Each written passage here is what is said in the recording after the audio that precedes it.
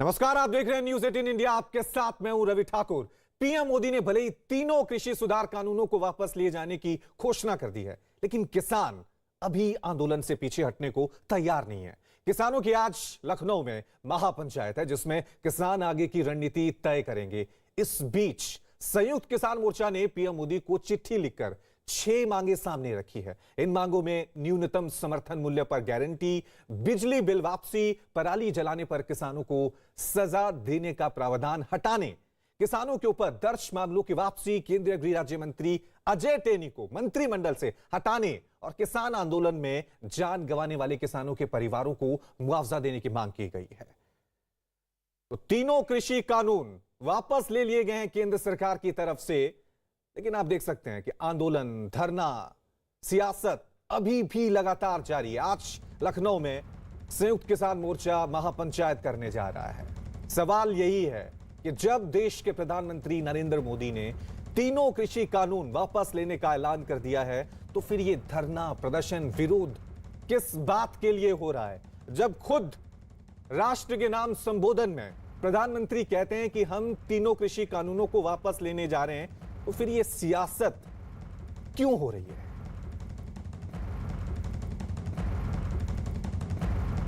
उत्तर प्रदेश की राजधानी लखनऊ में आज किसानों की महापंचायत हो रही है और इसके मद्देनजर लखनऊ पुलिस पूरी तरीके से चुस्त दुरुस्त है और हर जगह, हर नाके पर लखनऊ पुलिस तैनात है। इस वक्त हम मौजूद हैं लखनऊ के इको गार्डन के ठीक बाहर और मैं सबसे पहले तो तस्वीरें दिखाऊं कि यहीं पर जो है वो किसानों की महापंचायत हो रही है और आप तस्वीरों में देख पा रहे हैं कि किसान जो है वो लगातार इको गार्डन के अंदर जाते हुए। एक और तस्वीर हम आपको दिखाते हैं, ये देखिए किस तरीके से उत्तर प्रदेश पुलिस के जवान यहाँ पर तैनात हैं कि किसी भी परिस्थिति से निपटने के लिए तैयार हैं, क्योंकि पूरा देश जो है 26 जनवरी को जो हिंसा दिल्ली में हुई थी उसे देखा था और जिस तरीके से सिंघू टिकरी बॉर्डर पे हिंसा हुई थी, जिस तरीके से बर्बर हत्या हुई थी उसे देखा था और उसके मद्देनजर पूरी तरीके से चुस्त दुरुस्त है। दूसरी तरफ मैं आपको तस्वीरें के जरिए यहाँ पर दिखाना चाहूँगा किस तरीके से लखनऊ पुलिस ने पूरा चाक चौबंद व्यवस्था किया हुआ है। इसके अलावा और मैं आपको दिखाऊँ तो रिजर्व पुलिस भी यहाँ पर मौजूद है और साथ ही साथ यहाँ पर एक तस्वीरों के जरिए आपको दिखाना चाहूँगा, देखिए वाटर कैनन भी यहाँ पर तैयार है। जो उत्तर प्रदेश पुलिस ने किसान महापंचायत के लिए जो इजाज़त दी है वो इजाज़त इको गार्डन के लिए ही दी गई है कि इको गार्डन में वो आएंगे और यहीं पर वो महापंचायत करेंगे। बताया जा रहा है कि किसान नेता राकेश टिकैत और दूसरे जो किसान नेता है वो यहाँ पर पहुँच चुके हैं।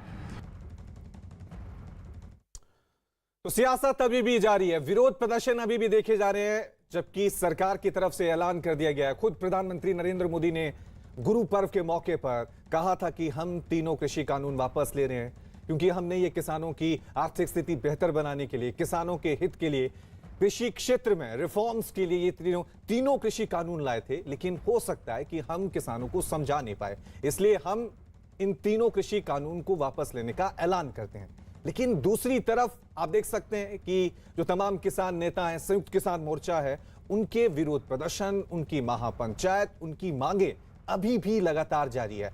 बड़ा सवाल यही है कि ये सियासत कब खत्म होगी? जो समस्या कही जा रही थी कि तीनों कृषि कानून से लेकर कुछ किसान संगठन सहमत नहीं है, उनको वापस लेने का ऐलान कर दिया गया है, लेकिन दूसरी तरफ किसान संगठन अब भी सड़कों पर डटे हुए हैं।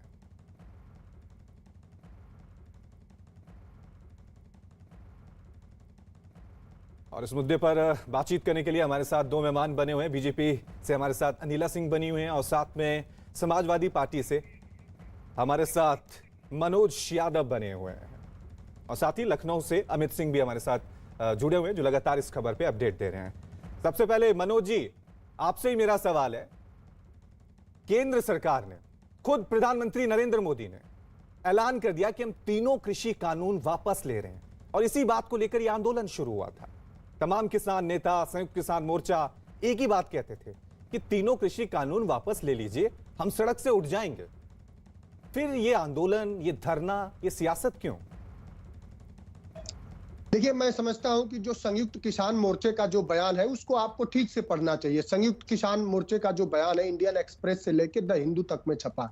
उनकी 6 मांगे हैं और इन मांगों में जो सबसे प्रमुख मांग है तीनों कृषि कानून को वापस लेने के साथ ही मनोज जी थोड़ा सा रोक, मनोज जी थोड़ा सा रोक, थोड़ा तो धैर्य रखिए। मैं ये कह रहा हूं, ये जो मांगे हैं, ये मांगे कल रखी गई हैं। एमएसपी को कानूनी मान्यता देने की, एमएसपी को कानूनी मान्यता देने की, कृषि कानून वापस लेने को ही लेकर ये आंदोलन शुरू हुआ था। ये जो 6 मांगे ये कल आई हैं, कल हो सकता है 12 आ जाए, 24 आ जाए, तो क्या आंदोलन ऐसे ही चलता रहेगा? देखिए, किसानों के हित की जो भी मांगे हैं इस देश में, अगर लेजिस्लेटर के लिए, उद्योगपतियों के लिए, जो लोग दिवालिया हो जाते हो देश का करोड़ों रुपया लेकर, अगर उनके लिए कानून बनाया जा सकता है, तो जो हमारा आपका सभी का पालनहार है, जो अन्नदाता हो, उसके लिए कानून बनाना क्या जुर्म है क्या?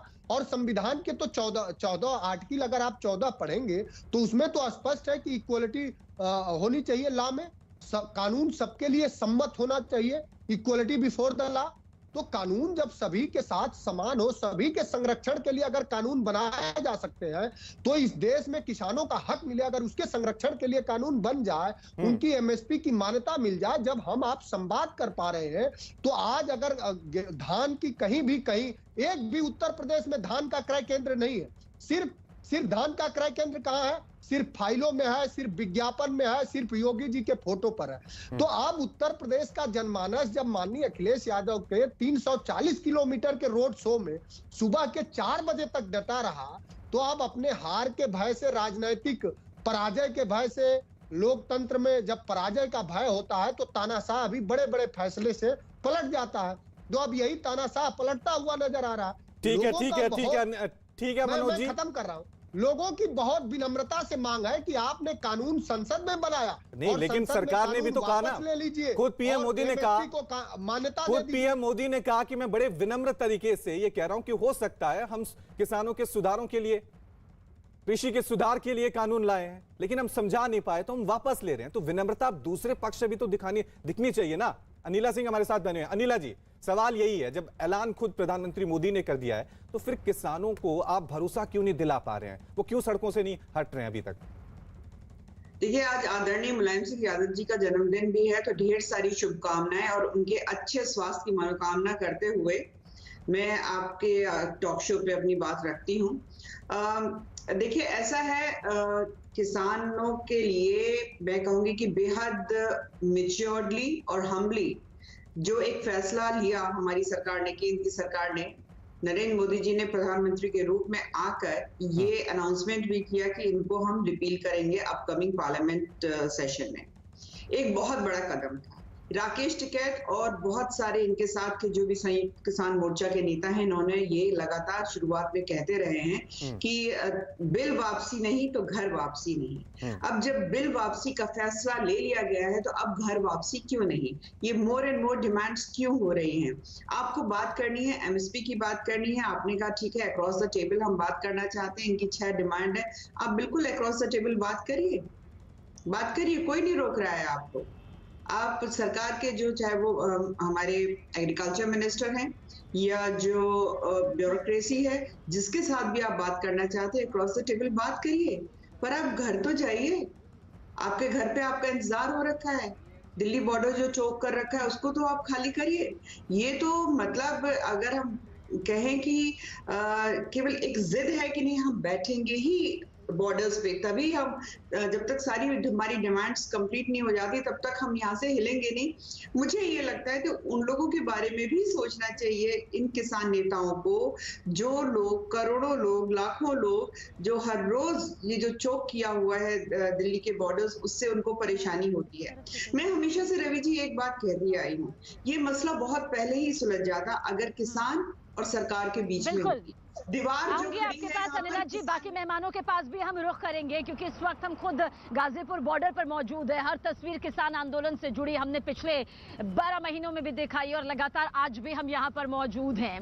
जिस तरह से यहाँ पर बार बार जिक्र यही किया जा रहा है कि प्रधानमंत्री नरेंद्र मोदी ने गुरु पर्व के खास मौके पर कृषि कानून को रद्द करने का ऐलान ले लिया, वापस लेने का ऐलान कर दिया, और ये भी माना कि हो सकता है कि हम उसे कुछ किसानों तक सही तरीके से डिलीवर नहीं कर पाए, लेकिन अभी भी किसानों का आंदोलन जारी है, ये रणनीति जारी है, वो अभी भी पीछे हटने को तैयार नहीं है। अभी हमारे यहाँ पर कुछ किसानों से बातचीत हुई तो उनमें इस बात का गुस्सा भी नजर आया। उन्होंने कहा कि जब तक हमारी बाकी मांगे पूरी नहीं होंगी तब तक हम टस से मस नहीं होंगे, हम यहाँ से हिलेंगे नहीं, आप सारा पक्ष दिखाइए। हालांकि हमने बार बार यही कहा कि हमने हर पक्ष यहाँ पर दिखाया है, वो भी निष्पक्ष तरीके से, चाहे वो किसानों का हो जो खेतों में काम कर रहे हैं, चाहे उन लोगों का हो जो आंदोलन कर रहे हैं, ताकि बाकी जितनी भी राजनीतिक पार्टी प्रतिक्रियाएं रही हैं, किसान की तरफ से राकेश टिकैत हमेशा से आगे नजर आए हैं। क्या कुछ उनका कहना रहा, ये सुनिए आप।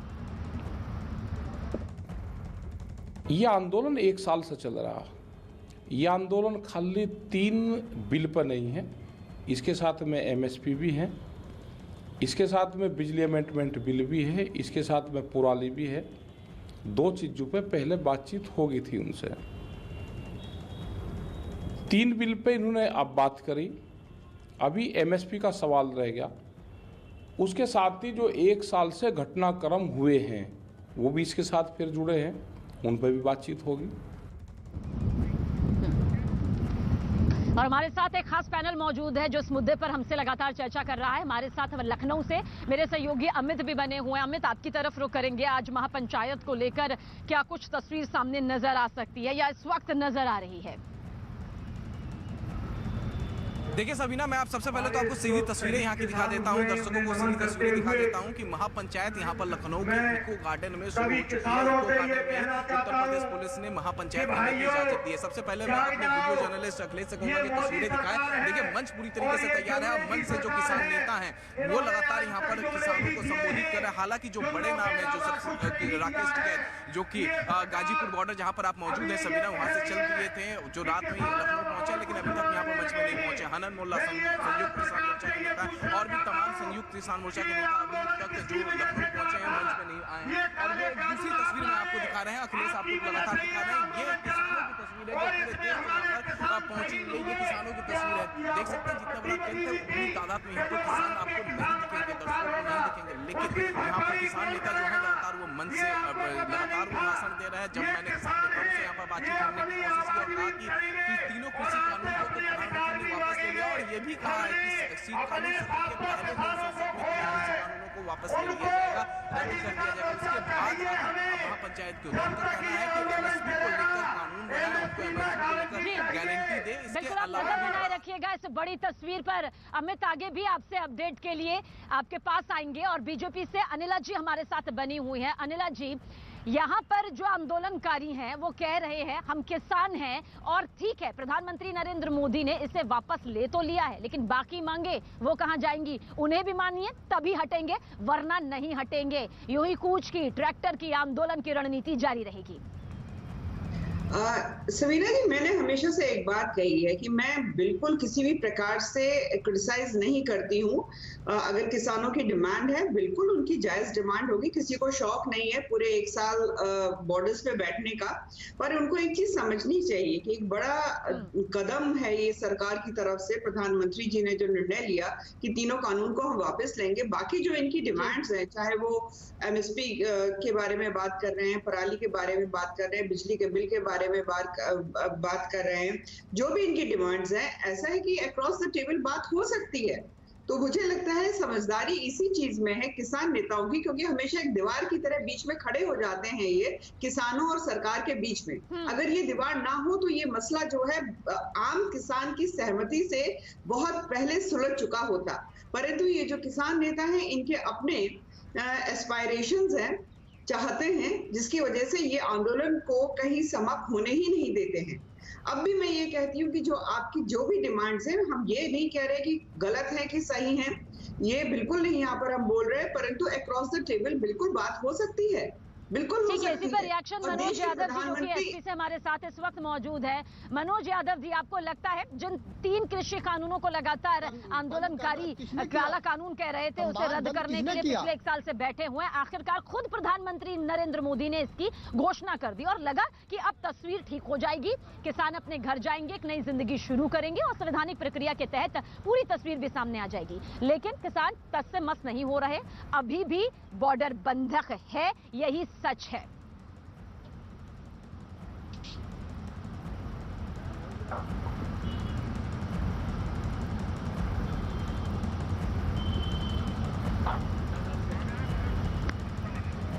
मनोज जी, अगर मेरी आवाज आप तक पहुंच पा रही है तो ये सवाल आप ही से है कि क्या कुछ अब आपको लगता है पीएम ने घोषणा कर दी, बावजूद इसके अभी भी हटे नहीं हैं, यूं ही तमाम बॉर्डर्स की तस्वीर सामने आ रही है? देखिए, संयुक्त किसान मोर्चे की जो मीटिंग हुई है उसमें किसानों ने स्पष्ट रूप से कहा है और पहले से भी मांगे हैं कि जो 3 कृषि कानून बिल है वो तो कहीं हम सड़क पे तो आ नहीं गया।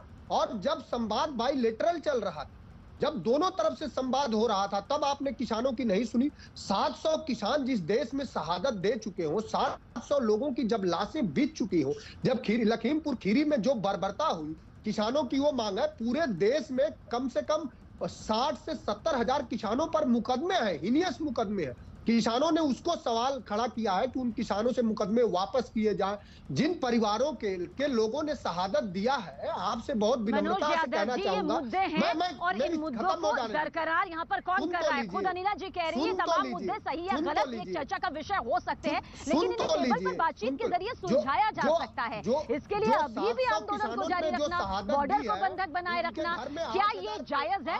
इस पर आप दोनों से सवाल मैं जरूर करूंगी, क्योंकि इस सवाल का जवाब देश की जनता यहां पर जरूर जानना चाहती है। लेकिन कमल, इन तस्वीरों के जरिए एक बार फिर से हम यहां पर बताते हैं किस तरह की ये पूरी तस्वीर अभी भी सामने आ रही है, किस तरह से प्रधानमंत्री नरेंद्र मोदी ने भले ही तीनों कृषि कानूनों को वापस ले लिए जाने की घोषणा कर दी हो, लेकिन किसान अभी आंदोलन से पीछे हटने के मूड में बिल्कुल तैयार नहीं है। वॉच एंड वॉच की, वेट एंड वॉच की जो रणनीति है वो यहां पर दिखाई दे रही है। 6 मांगे यहां पर अब आगे रख दी गई है प्रधानमंत्री नरेंद्र मोदी के लिए कि आखिर इन मांगों को मानो और फिर वो पीछे हटेंगे। और मध्य प्रदेश के कृषि मंत्री कमल पटेल ने क्या कुछ कहा ये आपको जरूर बताते हैं। फिर से कृषि कानून सामने लाने की बात उन्होंने कही है। उन्होंने कहा है कि भाई हम किसानों को प्रशिक्षित करेंगे, समझाएंगे, बुझाएंगे और जब वो सहमत हो जाएंगे तब कृषि कानून फिर लाएंगे। कमल पटेल ने ग्वालियर के कृषि विश्वविद्यालय में हुए कार्यक्रम के दौरान संबोधित करते हुए ये बात यहां पर की और ये भी कहा कि कृषि कानून जो है वो किसानों के हित में है, आय बढ़ाने के लिए किया था, उनकी बेहतरी के लिए किया था, लेकिन ये फिर से आ सकता है तब जब किसान इसको समझ जाएंगे। हालांकि किसान इस बयान के बाद भी नाराज नजर आ रहे हैं, जो आंदोलन लगातार कर रहे हैं और 26 नवंबर को तो पूरे 1 साल यहां पर हो जाएंगे। और इस दौरान सुप्रीम कोर्ट ने भी कहा कि आंदोलन करने का हक है, लेकिन अनिश्चित काल के लिए आप सड़क बंद नहीं कर सकते, आप लोगों को दिक्कत यहां पर नहीं दे सकते। लेकिन क्या कुछ कृषि मंत्री ने यहां पर कहा मध्य प्रदेश के, वो आप जरूर सुनिए। हमने अच्छी नीयत से लाए थे, इससे परिवर्तन ही आता, किसान को हित होता, लेकिन हम पूरे किसानों को, कुछ किसानों को समझाने में सफल नहीं हुए। हम अब किसानों को प्रशिक्षित करेंगे, सिखाएंगे, समझाएंगे और जब सब सहमत होंगे फिर लाएंगे। अनिला जी हमारे साथ में मौजूद है। अनिला जी, यहाँ पर मध्य प्रदेश के कृषि मंत्री कह रहे हैं कि किसानों को प्रशिक्षित आगे जाकर किया जाएगा, समझाया जाएगा, इस बिल की बारे में जो है खासियत बताई जाएगी और उसके बाद दोबारा इसे लाया जा सकता है। आपको लगता है कि इस वक्त ये अंदेशा जताना भी खतरनाक साबित हो सकता है, खासतौर से तब जब प्रधानमंत्री नरेंद्र मोदी खुद इसे रद्द करने की बात कह चुके हैं? ऐसे में ये बयानबाजियां भारी पड़ सकती हैं। बिल्कुल, जैसे देश के प्रधानमंत्री जी ने या और मैं कहूंगी कि मेरे पार्टी के जो शीर्ष नेतृत्व है नरेंद्र मोदी जी ने लगातार पार्टी के कार्यकर्ताओं को, नेताओं को, पदाधिकारियों को यही निर्देश दिए हैं कि आप कुछ भी बयान अपनी मर्जी से मत दीजिए। तो मैं ये कहूंगी कि देश के प्रधानमंत्री जी जो हैं, जब वो सामने से आकर खुद एक बात को बोल रहे हैं, हमें उतना ही समझना चाहिए, उतना ही सोचना चाहिए। इसके अलावा कौन क्या बोल रहा है उस पर इतना ध्यान नहीं देना चाहिए। देश के प्रधानमंत्री जी ने कहा कि हम रिपील कर रहे हैं तो हम रिपील कर रहे हैं। देखिए, पार्लियामेंट से कोई भी चीज को पास करवाना इतना आसान नहीं होता है, ये डेमोक्रेटिक सिस्टम है। डेमोक्रेटिक सिस्टम से ये तीनों तो जितना प्रधानमंत्री के जरिए कहा गया है उस बात को ध्यान में रखना है, उतना ही कहना है। बीजेपी की ये रणनीति यहाँ पर जरूर सामने आ रही है। मनोज जी, आपको क्या कुछ यहाँ पर लगता है? अब कूच करने की तैयारी, ट्रैक्टर की तैयारी, महापंचायत, ये आंदोलन के दायरे को बढ़ाना, आपको लगता है अब सही है जब उनकी सबसे मुख्य मांग मान ली गई? देखिए, किसानों ने जो भी रणनीति बनाई है वो सब विधि सम्मत है और शांतिपूर्ण तरीके से है, गांधीवादी तरीके से है। लेकिन आपने जब अभी अनिला से सवाल किया, इनसे मैं पूछना चाहूंगा कि जिन जिन नेताओं ने प्रधानमंत्री के बयान के इतर बयान दिया, क्या उनको पार्टी से निकालेगी? साक्षी महाराज, मध्य प्रदेश के मिनिस्टर और राजस्थान के गवर्नर कलराज मिश्र जी ने भी इसी तरह के बयान दिए। तो और यही सच है, भाजपा का जो दोहरा चरित्र है, जो उनके दोहरे मापदंड है, शीर्ष नेतृत्व से लेके और जमीन के नेता, बयानबाजियों से हटकर अगर इस बात पर ध्यान दिया जाए कि कितना ज्यादा जरूरी हो जाता है अब कम से कम जिंदगी एक बार फिर से सुचारू तौर पर सामने आ जाए, जब आंदोलनकारियों की उनकी कही गई मेहनत जो है यहाँ पर सफल साबित हुई, कामयाब साबित हुई, लेकिन बावजूद इसकी तस्वीर नजर नहीं आई है। इस वक्त एक और अहम खबर आप तक पहुंचाने जा रहे हैं। एक तरफ जहां पर महापंचायत की तैयारी हो रही है, ट्रैक्टर और साथ ही कूच करने की तमाम तैयारियां यहां पर सामने आ रही है। इन तस्वीरों के साथ मैं चाहूंगी कि एक सबसे इंपॉर्टेंट खबर जो आ रही है कृषि सुधार कानूनों से जुड़ी हुई, कृषि सुधार कानूनों पर केंद्रीय मंत्रिमंडल की अहम बैठक होने वाली है और सूत्रों के मुताबिक इस बैठक में कृषि कानूनों को वापस लेने वाले प्रस्ताव को मंजूरी दी जा सकती है। तो कानूनों को वापस लेने के प्रस्ताव को यहां पर देखिए मंजूरी दी जा सकती है। इसको लेकर ये अहम बैठक यहां पर होने वाली है। हालांकि अभी भी बॉर्डर पर तैनात जो आंदोलनकारी हैं उनका विश्वास पूरी तरह नहीं है, वरना आंदोलन अब तक खत्म हो चुका होता।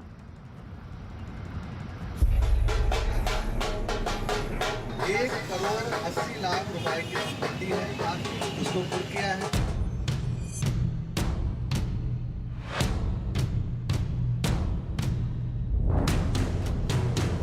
उत्तर प्रदेश के अलावा अन्य राज्यों में भी आपराधिक मुकदमे पंजीकृत हैं।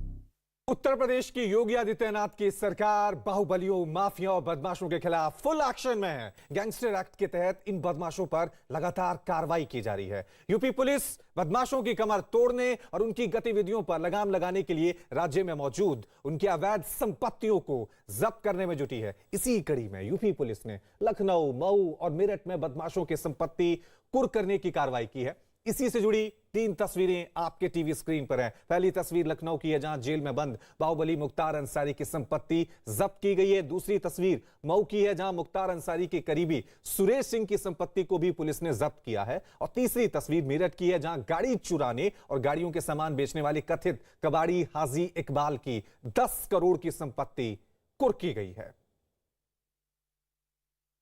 तस्वीरें आप देख सकते हैं किस तरह से यूपी सरकार बाहुबलियों, गैंगस्टर, बदमाशों के खिलाफ फुल एक्शन मोड में नजर आ रही है। गैंगस्टर्स जो जेल में बंद हैं, उनकी संपत्तियों को कुर्क किया जा रहा है, उनकी नीलामी की जा रही है। सीधा सीधा संदेश सरकार की तरफ से दिया जा रहा है कि अब उत्तर प्रदेश में गैंगस्टर बदमाशों की कोई जगह नहीं है।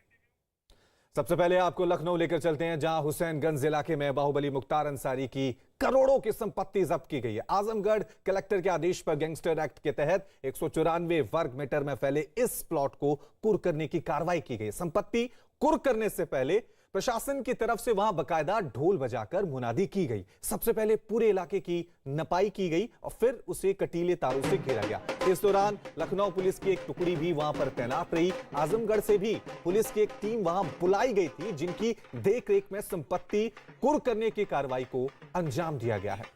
बताया गया है कि संपत्ति 2007 में मुख्तार अंसारी ने अपनी पत्नी आयशा अंसारी के नाम पर गलत तरीके से ली थी। इस मामले में 2014 में मुख्तार अंसारी के खिलाफ आजमगढ़ में केस दर्ज किया गया और उसी के तहत इसमें कार्रवाई की गई है। ये तस्वीरें आप देख सकते हैं, ढोल नगाड़े वहां पर बज रहे हैं, मुनादी की जा रही है, क्योंकि उत्तर प्रदेश में सरकार अब बदमाशों के खिलाफ फुल एक्शन मोड में है। उन पर शिकंजा कसा जा रहा है, उनकी अवैध संपत्तियों को जब्त किया जा रहा है और कई जगह पर बुलडोजर भी चल रहे हैं। उत्तर प्रदेश पुलिस मुख्तार अंसारी के खिलाफ लगातार कार्रवाई कर रही है और लखनऊ के बेहद पॉश इलाके में मुख्तार अंसारी के प्रॉपर्टी को जब्त करने की प्रक्रिया यहाँ पर आजमगढ़ पुलिस लगातार यहाँ पर कर रही है। सर, कितना का प्रॉपर्टी है सर यहाँ पर? कितना? 2078 स्क्वायर फीट। कौन से मामले में इसको जब्त किया जा रहा है? ये 14 एक गैंगस्टर एक्ट की कार्रवाई है, उसमें जिलाधिकारी आजमगढ़ के आदेश है। जिलाधिकारी आजमगढ़ के हैं, तो बकायदे यहाँ पर ढोल वगैरह बजाकर ये कुर्क करने का प्रोसेस ये सब है। ये तहसीलदार सदर साहब है, वो करा रहे हैं। मैं एक बार तस्वीरों के जरिए आपको दिखाना चाहूंगा कि देखिए किस तरीके से यहाँ पर ढोल वगैरह बजाकर यहाँ पर जो कुर्क करने का जो प्रोसेस है वो यहाँ पर लगातार जारी है। और ये जो प्रॉपर्टी आप देख पा रहे हैं, ये प्रॉपर्टी 194 वर्ग मीटर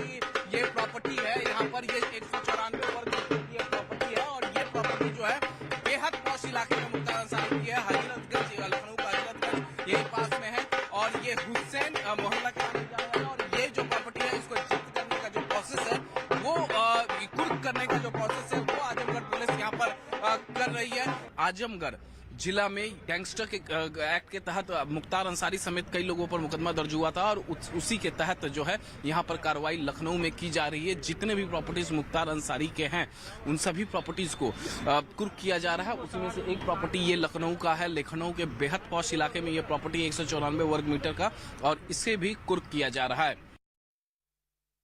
और योगी सरकार का यह चाबुक सिर्फ लखनऊ में ही नहीं बल्कि मऊ में भी चला है। वहां भी मुख्तार अंसारी के करीबी सुरेश सिंह के एक मकान को कोर्ट के आदेश पर कुर्क कर लिया गया है। मकान को कुर्क करने से पहले वहां भी लखनऊ की तरह ढोल नगाड़े और लाउड स्पीकर के जरिए कुर्की का ऐलान किया गया। बताया गया कि आरोपी सुरेश सिंह भी मुख्तार अंसारी की गैंग का सदस्य था, जिसने अपनी पत्नी और भाभी के नाम पर गलत तरीके से यह मकान खरीदा था, जिसकी कीमत करोड़ों रुपए में बताई जा रही है।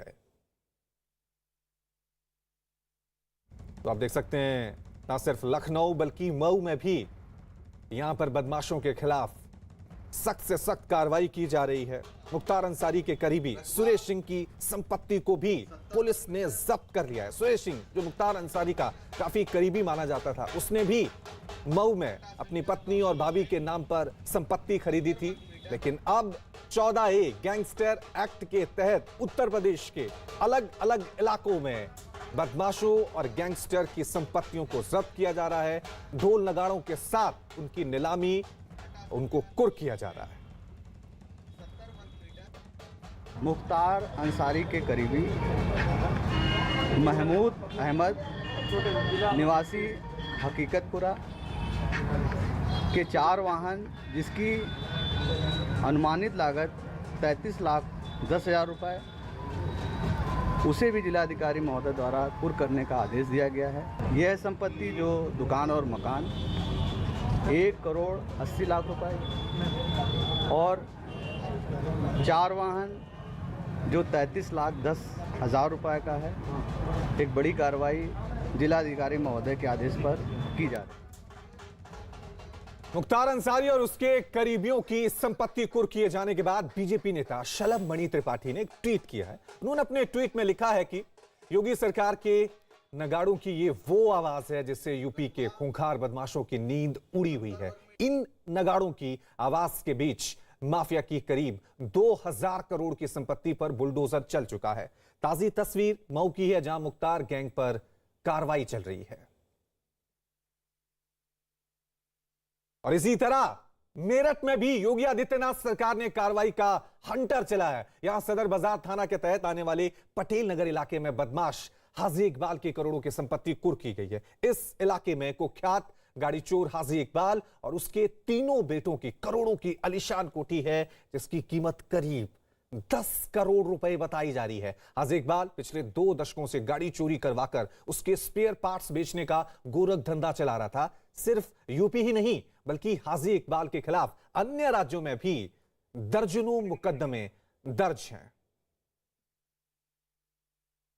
और इस वक्त की बड़ी खबर आपको बता दें, पीएम मोदी ने मुलायम सिंह यादव को बधाई दी है। मुलायम सिंह को जन्मदिन की उन्होंने शुभकामनाएं दी हैं। देश की राजनीति में मुलायम सिंह ने अहम योगदान दिया है। उनके स्वस्थ और सुदीर्घ जीवन की वो कामना करते हैं। तो पीएम मोदी ने ट्वीट कर मुलायम सिंह यादव को जन्मदिन की बधाई दी है और उन्होंने कहा है कि मुलायम सिंह यादव ने देश की राजनीति में अहम योगदान दिया है। यूपी के पूर्व मुख्यमंत्री मुलायम सिंह यादव के जन्मदिन पर प्रधानमंत्री नरेंद्र मोदी ने ये ट्वीट किया है और उन्हें बधाई दी है। क्या ट्वीट किया है वो भी आपको दिखाते हैं। उत्तर प्रदेश के पूर्व मुख्यमंत्री मुलायम सिंह यादव जी को जन्मदिन की ढेरों शुभकामनाएं। देश की राजनीति में उन्होंने अपना महत्वपूर्ण योगदान दिया है। मैं उनके स्वस्थ एवं सुदीर्घ जीवन की कामना करता हूं। चलिए इस खबर पे और ज्यादा जानकारी के लिए सीधा रुख करते हैं मेरे सहयोगी विक्रांत का। विक्रांत, पीएम मोदी ने मुलायम सिंह को जन्मदिन की बधाई दी है, कुछ और मायने भी निकाले जा सकते हैं क्योंकि विधानसभा चुनाव नजदीक भी हैं। देखिए रवि, मुलायम सिंह यादव निश्चित तौर पर देश के बड़े नेताओं में से एक रहे हैं। 3 बार उत्तर प्रदेश का मुख्यमंत्री रहे वो। इसके अलावा देश के रक्षा मंत्री भी मुलायम सिंह यादव रहे। देश की राजनीति में मुलायम सिंह यादव का एक बड़ा योगदान है। पिछले दिनों उनकी तबीयत भी खराब थी, उस दौरान भी प्रधानमंत्री ने उनका हालचाल जाना था और आज चूंकि जन्मदिन है तो जन्मदिन पर उन्हें बधाई दी है। हालांकि इसमें राजनीतिक बातें ढूंढना या राजनीतिक बातें तलाशना उतना उचित नहीं होगा, क्योंकि नरेंद्र मोदी जो है वो भी मुलायम सिंह यादव का काफी सम्मान करते हैं, दोनों के बीच रिश्ते भी काफी अच्छे हैं और कई बार ऐसे मौके भी आए जब दोनों ने आपस में एक दूसरे के जो सम्मान करते हैं उसको दिखाने में गुरेज नहीं किया। तो उनके जन्मदिन पर प्रधानमंत्री का शुभकामना संदेश को उसी रूप में देखा जाना चाहिए और इसी कारण प्रधानमंत्री ने भी अपने ट्वीट में लिखा कि देश की राजनीति में उनका अपना महत्वपूर्ण योगदान है और वो देश उनके जन्मदिन पर बधाई देते हैं। शुक्रिया विक्रम।